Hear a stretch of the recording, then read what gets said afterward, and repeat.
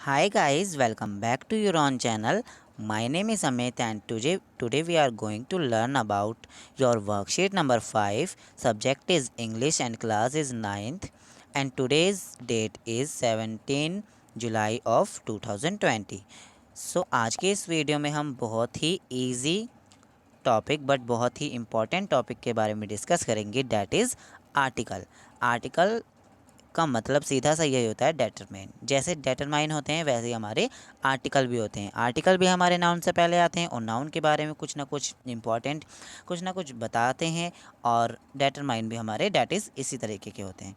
तो आज हम इन तीनों के रूल्स पढ़ने वाले हैं कि कहाँ कहाँ ए का यूज़ किया जाता है, कहाँ कहाँ दा एन का यूज़ किया जाता है, एंड कहाँ कहाँ दा का यूज़ किया जाता है। तो इन सभी के बारे में हम इस वर्कशीट में पढ़ने वाले हैं एंड डिस्कस करने वाले हैं।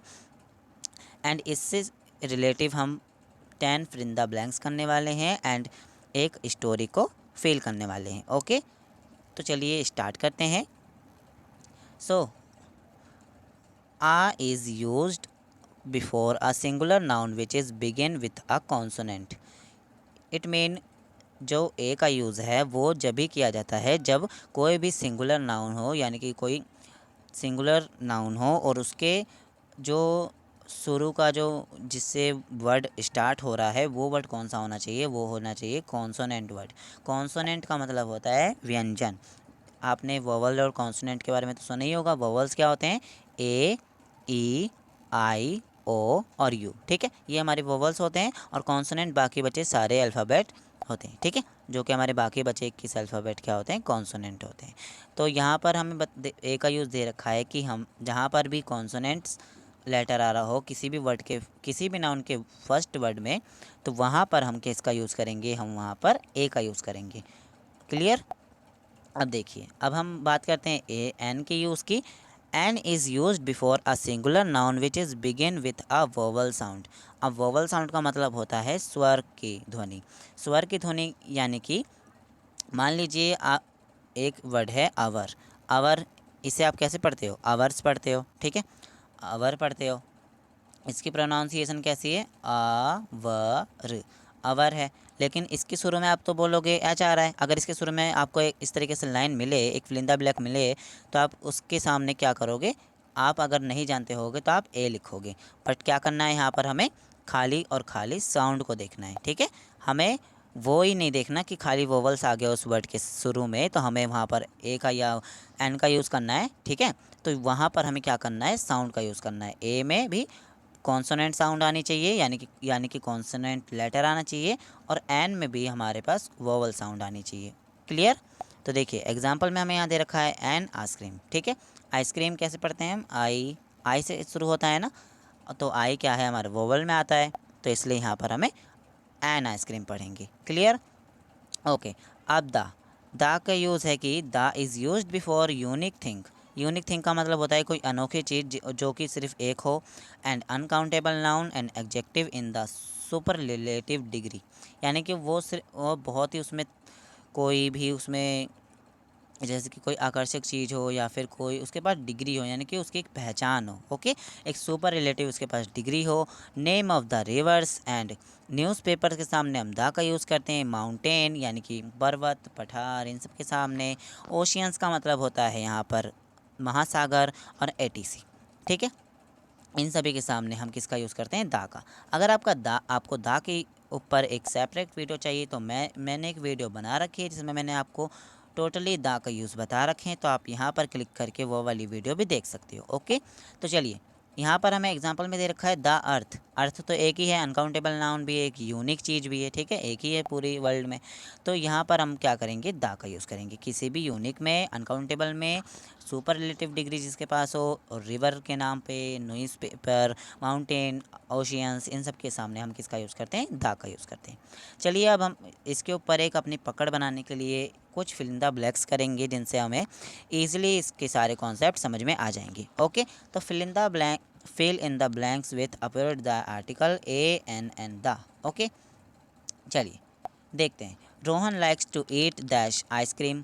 तो आइसक्रीम के सामने आपको पता ही है एन आएगा। ठीक है, एन। इसके बाद please give me that chocolate that is in the jar. तो इसके सामने चॉकलेट है, यानी कि यहाँ पर आ जाएगा चॉकलेट। ठीक है, एक चॉकलेट मुझे दे दो जो जार में रखी हुई है। फिर है my son is learning to play dash guitar in his school. तो यहाँ पर आ जाएगा द, ठीक है, द गिटार, ओके, क्योंकि वो यूनिक थिंग है एक। इसके बाद the broken umbrella, an umbrella, okay, यहाँ पर आप एन अम्ब्रेला का यूज़ करोगे। ये बात आप ध्यान रखना, गिटार के पहले और अम्ब्रेला के पहले क्या इसका यूज़ होता है, हमेशा एन का यूज़ किया जाता है, ओके।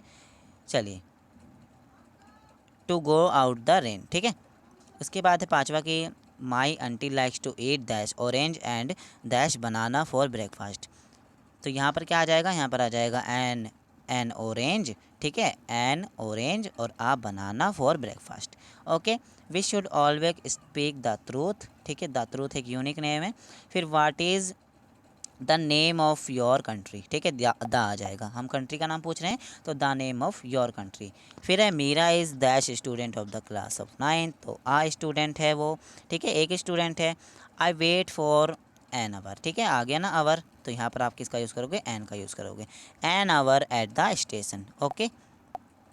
अब चलिए, वो 10th हमें दे रखा है कि dash darkest cloud has that silver lining. तो यहाँ पर आ जाएगा द, ठीक है, और यहाँ पर आ जाएगा हैज़ आ सिल्वर लिनिंग, ठीक है, ओके। चलिए, अब इसका एक complete the story use an and the, इसको हमें कंप्लीट करना है, तो चलिए इसका देख लेते हैं। Okay, last Sunday dash strange things happened. तो यहाँ पर आ जाएगा स्ट्रेंज थिंग्स, ठीक है। I was about to leave my house when the telephone rang, ठीक है, यहाँ पर आ जाएगा द टेलीफोन रैंग।